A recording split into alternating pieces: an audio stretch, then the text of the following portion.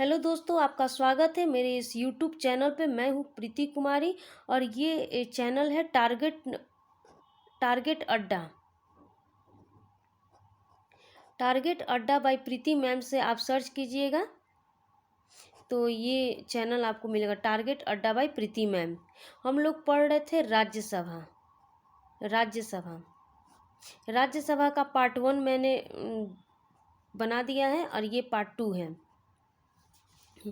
हम लोग पढ़ा कि राज्यसभा में जो सदस्य होते हैं, कुछ क्वेश्चन जो राज्यसभा में जो सदस्य होते हैं उनका कार्यकाल कितना होता है, तो 6 वर्ष का होता है। प्रत्येक 2 वर्ष पर 1/3 सदस्य जो होते हैं सेवानिवृत्त होते हैं और उनकी नियुक्ति की जाती है।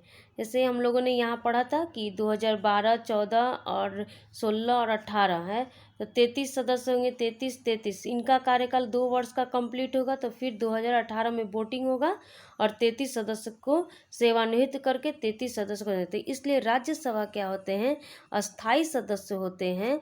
अस्थाई सदन होता है। ये कभी भी भंग नहीं होता है। ठीक। अब हम लोग राज्यसभा के सभापति कौन होते हैं। राज्यसभा के सभापति कौन होते हैं या अध्यक्ष कहो तो ये उपराष्ट्रपति होते हैं। एक क्वेश्चन आता है दोस्तों कि वो कौन सा सदन होता है जिसमें सभापति या अध्यक्ष उस सदन का सदस्य नहीं होता है, तो राज्यसभा। ठीक। राज्यसभा एक ऐसा सदन होता है जिसमें उपराष्ट्रपति जो तो मतलब सभापति या अध्यक्ष तो उस सदन का सदस्य नहीं होता है। उपसभापति जो होता है, राज्यसभा में जो सदस्य चुनकर आते हैं उन्हीं में से किसी को सदस्य नियुक्त किया जाता है, तो वो उपसभापति के रूप में चला जाता है। उपसभापति का बैठक कब होता है। सभापति का काम क्या होता है, तो सभापति का कार्य जो होता है बैठक का आयोजन करना होता है, बैठक बुलाना होता है, सदन का संचालन करना होता है आदि इसका कार्य होता है।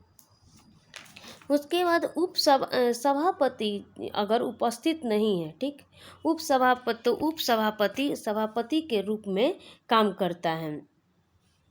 जैसे राष्ट्रपति उपराष्ट्रपति हम लोगों ने पढ़ा था कि जब राष्ट्रपति उपस्थित नहीं रहता है, उपराष्ट्रपति राष्ट्रपति के रूप में काम करता है। तो ये उपराष्ट्रपति राष्ट्रपति तब सभापति का कार्यभार कौन संभालेगा, तब उपसभापति ही सभापति का कार्यभार संभालता है। कुछ राज्यसभा में इम्पोर्टेंट अनुच्छेद है जो कि आते हैं एग्जाम में।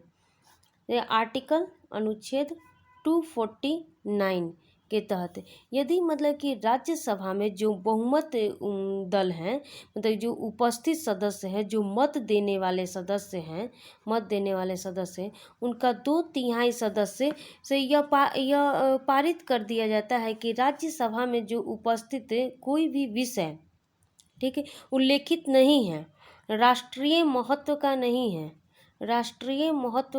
है, तो संसद क्या करेगा, संसद उस विषय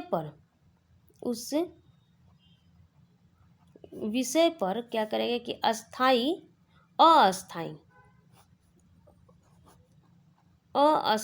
कानून बना देगा और उसको लागू कर देगा। लेकिन ये कभी भी इसको बढ़ाया नहीं जा सकता। इसको बढ़ाने का काम कौन करता है, तो राज्यसभा ही इसको बढ़ा सकता है। ठीक। आर्टिकल अनुच्छेद जो होता है 312 में क्या होता है कि अखिल भारतीय सेवाएं, मतलब कि भारत में क्या है कि 3 प्रकार के अखिल भारतीय सेवाएं हैं। एक होता है IAS, एक होता है IPS और एक होता है IFS। ठीक। IAS क्या है, इंडियन एडमिनिस्ट्रेटिव सर्विस। IPS क्या है, इंडियन पुलिस सर्विस। और IFS क्या है, इंडियन फॉरेस्ट सर्विस। क्वेश्चन आता है कि अखिल भारतीय सेवाएं कौन कौन सी हैं। IAS, IPS, IF और IF जो है फॉरेस्ट है और यहाँ पे विदेशी सेवा दे दीजिएगा, इंडियन विदेशी सर्विस। तो फॉरेन सर्विस नहीं होगा, फॉरेस्ट सर्विस होगा। तो ये एक क्वेश्चन ये इम्पोर्टेंट है कि 3 अखिल भारतीय सेवाएं होती हैं। उपराष्ट्रपति के हटाने के संबंध में क्या होता है? उपराष्ट्रपति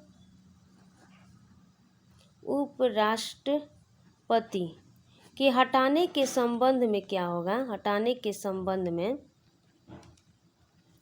कि राज्यसभा में ही इसको हटाने का संबंध जो होता है राज्यसभा में ही पारित होगा, और राज्यसभा में सबसे पहले पारित होगा तब ये लोकसभा में आएगा। तो राष्ट्रपति क्या होगा? राष्ट्रपति में क्या होता है कि ये किसी भी सदन में इस पर महाभियोग लगाकर इसको हटाया जा सकता है। और ये उपराष्ट्रपति क्या होता है कि ये राज्यसभा में ही सदन में ये लागू किया जा सकता है, ठीक, और राज्यसभा में ही पारित होगा, ठीक। तो हम लोगों ने ये पढ़ा कि ये उपराष्ट्रपति के संबंध में, हटाने के संबंध में पढ़ लिया।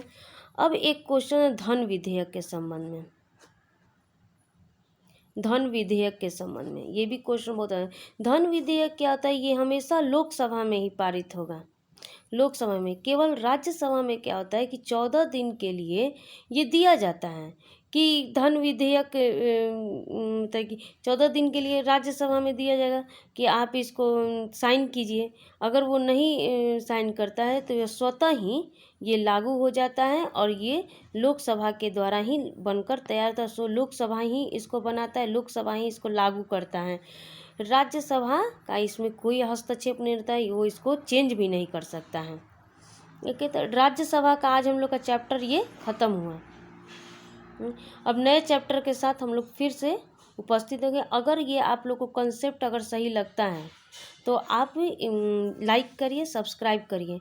और इसका एक टेलीग्राम पे मेरा एक चैनल है, टेलीग्राम पे GS बाई प्रीति मैम, उसको भी जो भी चीज़ डाउट हो तो आप उस पर भेजिए या मुझे कमेंट में भेजिए कि आपको कंसेप्ट सही लगा कि नहीं लगा। Okay, thank you.